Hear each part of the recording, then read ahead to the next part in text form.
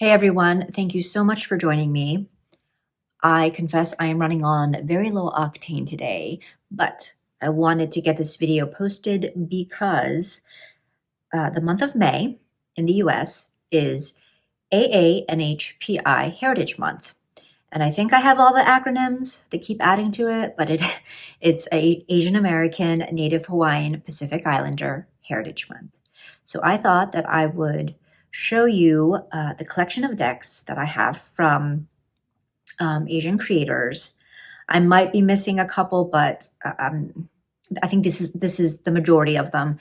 And this selection is what I will be choosing to work from the entire month of May. So let us begin with the deck that I've been using this week, and that is The Tale of Passing Showers by Valerie Chia of the Slightly Chipped Moon. You can get this deck on Make Playing Cards.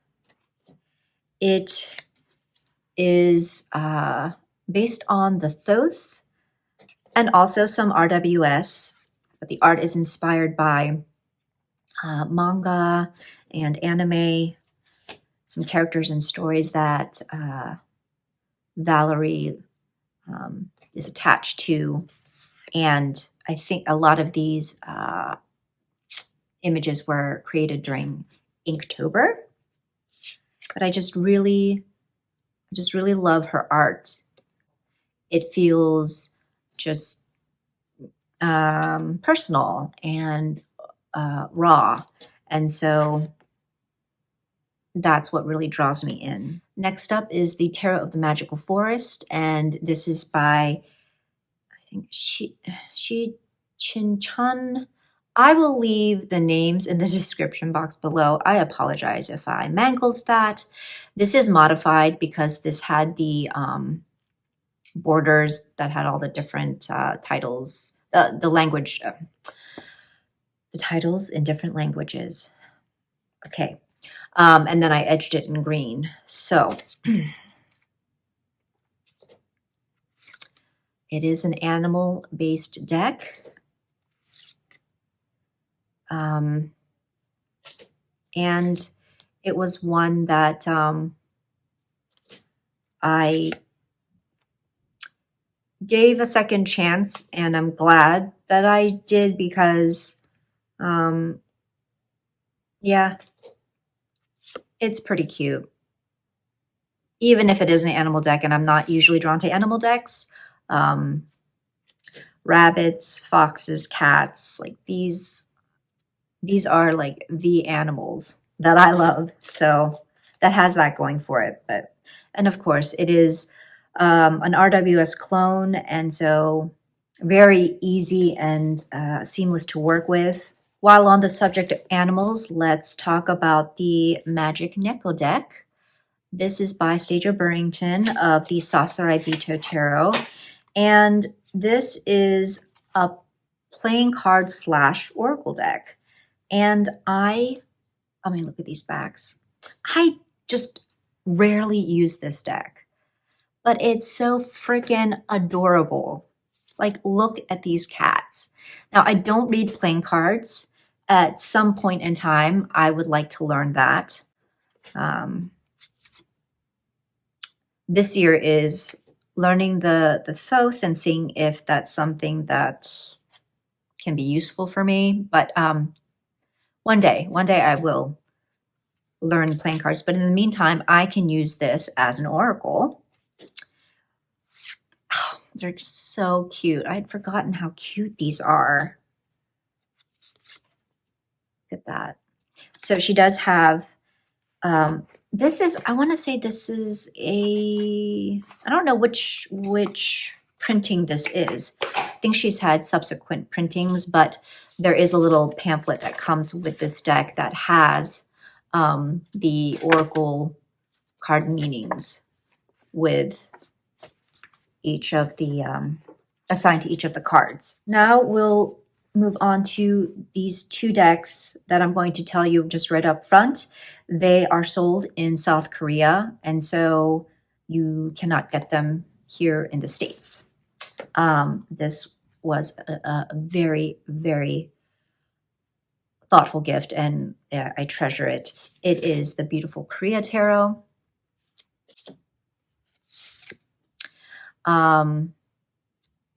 I do not know what the name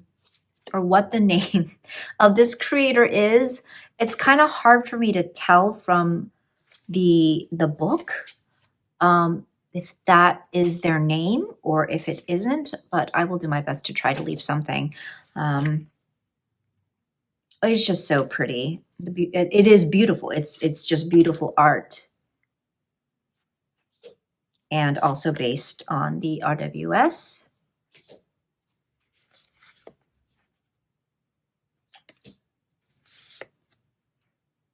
And, you know, I'm not so much a fan of the text, obviously, even though they did make it reversible. But I will say this, I love their cardstock. South Korea has some freaking fantastic cardstock, I gotta say. And then I have a Pip style, almost Marseille style deck, really. It's called the Mom Tarot, Tarot of the Heart. These are the backs. And once again, great cardstock. I really like this cardstock, but one of my favorite Pip decks. And I don't have a whole hell of a lot of Pip decks, even though I really do like using these kinds of decks, but this is beautiful. This is like my favorite kind of Marseille style deck, or Marseilles. I don't know how would you would say. It's not obviously traditional Marseille, but it's inspired by the Marseille in terms of the Pip aesthetic, the Pip formation, configuration. Like, isn't that so pretty?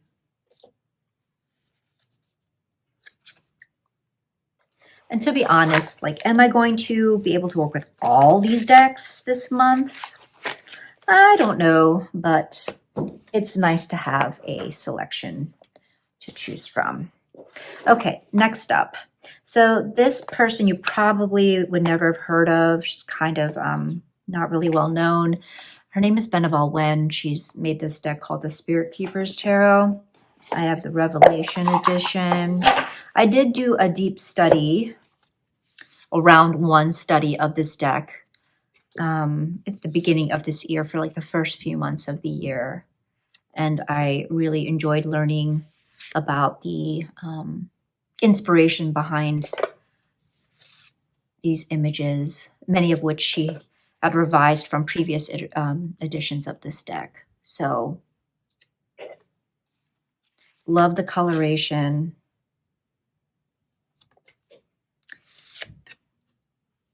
Love the different stories and myths and cultures that these images are inspired by, and how they lend to the meaning of each card.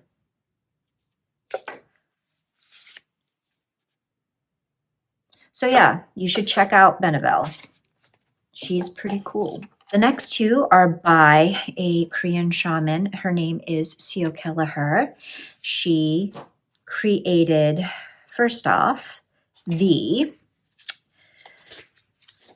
let me get situated here, the Morning Calm Oracle. One of my favorite oracle decks. I don't have very many oracles, but this one was instant love and has really supported me in some trying times, as I have mentioned before on my channel. The artwork is by Alodia Yap, also Asian. She just knocked it out of the park with this imagery. And then, so not only do you have these types of cards with just a keyword, but then you also have these sigil cards, and they have the red back so you can distinguish between the two.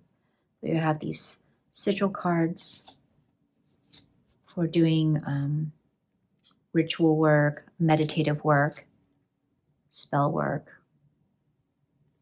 Then the other deck by Sio is the Unlock Your Magic, Affirmation and Contemplation Cards, Sio Kelleher and Ursa Minor. And actually, this deck I haven't had a chance to work with yet, so I'm excited to do so. So as the title indicates, you have cards that are affirmations, and so they all have the same simple backs here. I love the size of these small cards, but just as an example, I seek and express joy. I enjoy myself without guilt. I release my past to be in the now. I am fully present in this moment of my life. I am free, playful, and light. And then the other cards are contemplation cards, and the backs look like this. And some examples are, pick your battles. Is this your fight? Check in with yourself first to make sure it's worthy. If it is, go fight courageously. It's okay to feel jealous sometimes. We can still support and show up for each other. Tell yourself daily, I honor exactly where I am in my journey. I am where I need to be. Next up is a Czech version of the Shadowscapes Tarot, and this was created by Stephanie Pui-Mun Law. This Czech version is larger, it's glossier. I modified it. And so yeah, I just put the titles in the corner. So you can see it's a little on the glossier side than the English language version. And oh gosh, I just go back and forth on this deck because art-wise, it is totally my cup of tea. And even though this is larger, so you can see some of the details more clearly, it still is, I don't know, it still needs to be oracle size. That's my opinion. Sticking to it. And I've come to a place where I have to either be okay with looking at these images and just accepting the fact that I am not going to be able to see every single thing, and that's going to have to be okay. Or I can, I can use my phone app and zoom in, which in that case, I mean, the question then is, why do I need this physical copy? But we shall see how it goes this month. Next up is a Lenormand, and this is the Butterfly Lenormand. This is like the mini version, and this is from Mendy Dunn. And she has a larger version and this version on NPC. I will link that as well. But, oh, so cute. And I haven't done Lenormand in a while, so this will be nice motivation to kind of get me back into that. But super cute, super simple.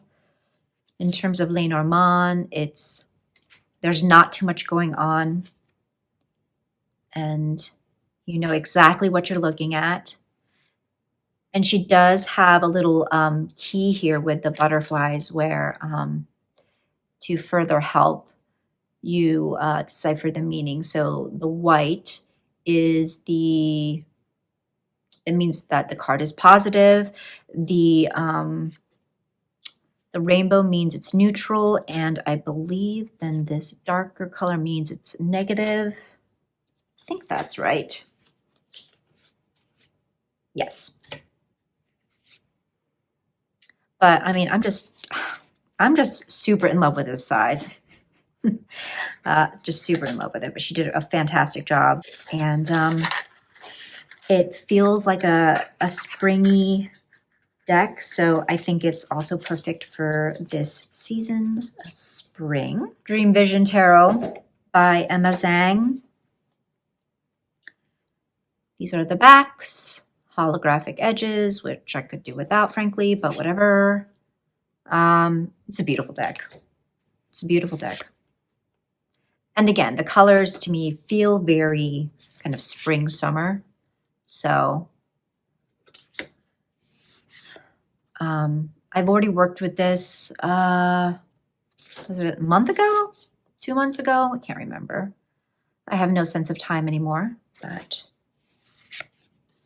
it's just fantastic. Very, I don't know, it feels very extraterrestrial and yet still resonates personally, you know? And again, this just, for me, has a very gentle voice to it. Okay, final one. Bangtantero, created by Heather Carter, Sarah from Sunset Bow Tarot, and myself. Okay, yeah, Heather and Sarah are not Asian, but I am, and so they get a pass. And these guys are Asian, so this had to be included. Absolutely. And oh, I put them back in order.